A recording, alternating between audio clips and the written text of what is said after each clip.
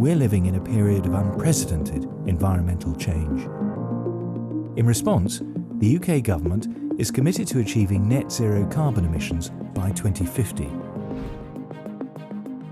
UK research and innovation has a proud history of helping to understand the magnitude and impacts of this change and enabling effective responses, including helping to meet the government's target. Through our environmental sustainability strategy, we're committed to embedding sustainability into everything we do. As an organisation, we want to get to net zero by 2040 and think about our positive contribution to the environment. So not just carbon, in other words, we want to think about how we avoid further biodiversity loss and all those kind of impacts too. And why is it important?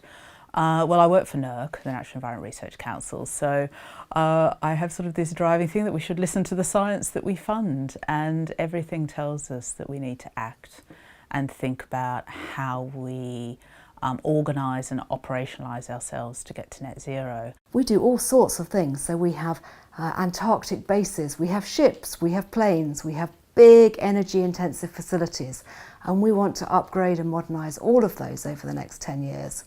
We need to build net zero right into our planning from the very beginning. The scope of this strategy is everywhere our money touches. We will enhance our own environmental performance and have a positive influence on the wider research and innovation sector.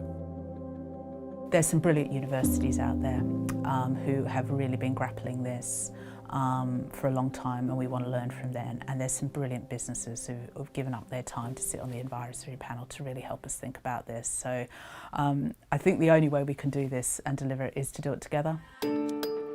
Under the strategy, there's 6 areas that we've chosen, carbon being a big obvious one. Things like our waste, how we use water, how do we heat things, what's our impact on biosecurity and biodiversity. So all those labels, just to try and think about that in the round. And then with 2 others along the side. Procurement, because it's really important how we work with people. You could think about grants as well as a different way of procuring things too, and how we want to talk to our academic communities about this, and then how we all go around our own decision making. The strategy sets out a challenging set of commitments. To achieve these, we'll need to re-examine and reset our decision-making processes, innovate and change our ways of working across all parts of UKRI.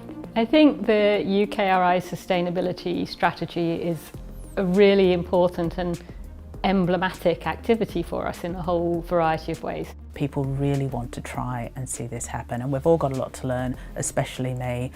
It's a huge learning curve for us all. We are the country's agency of research and innovation, and innovation has to form, without question, a part of the solution. If you have a good idea, share it, and I hope that as an organisation that collective intelligence will really help us to make a big difference.